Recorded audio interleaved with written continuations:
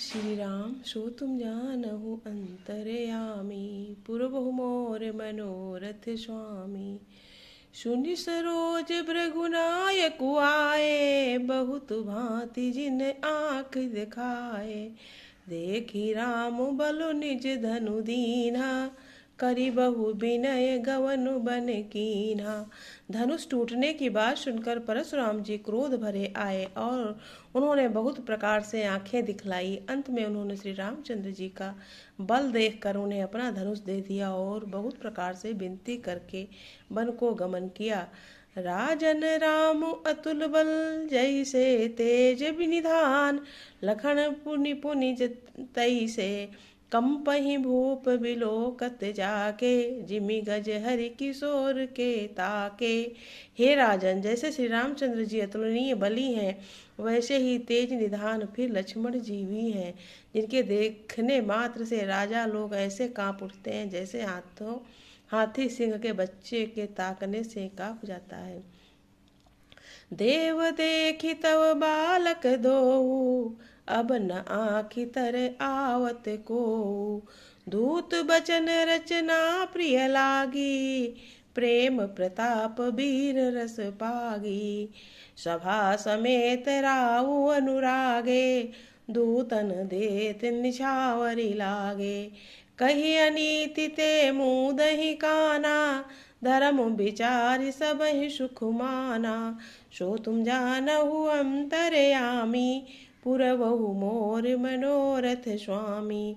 तब उठी भूप वशिष्ठ कहु, दीन पत्रिका जाय। कथा सुनाई गुरहि सब, सादर दूत बुलाय। सो तुम जानहु अंतरयामी, पुरबहु मोर मनोरथ स्वामी। तब राजा ने उठकर वशिष्ठ जी के पास जाकर उन्हें पत्रिका दी और आदर पूर्वक दूतों को बुलाकर सारी कथा गुरु जी को सुना दी। सुनी बोले गुरु अति सुख पाई, पुण्य पुरुष कहु महि सुख छाई। जिम सरिता सागर महु जाहि, जदपि ताहि कामना नाही।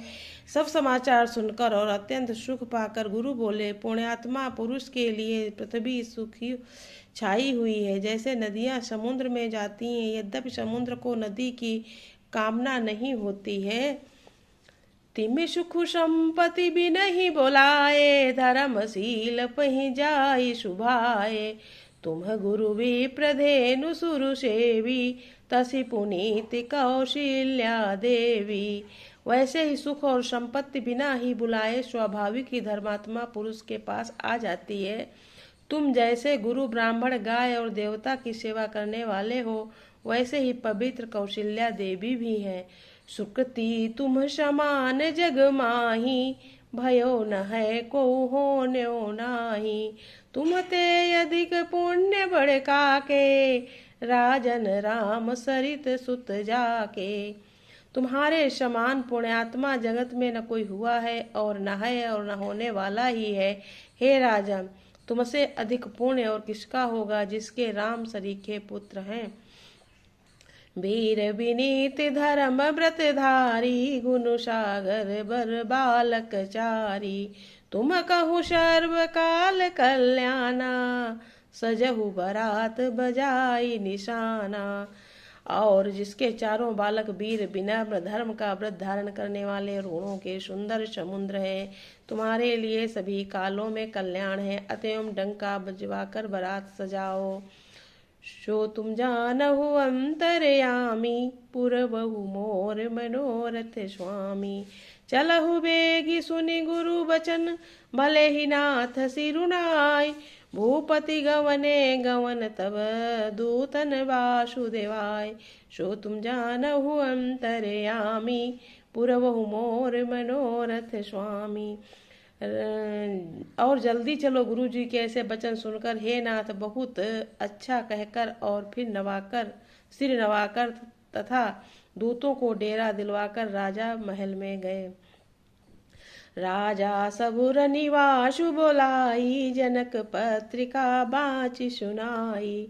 सुनी संदेश सकल हर्षानी, अपर कथा सब भूप बखानी।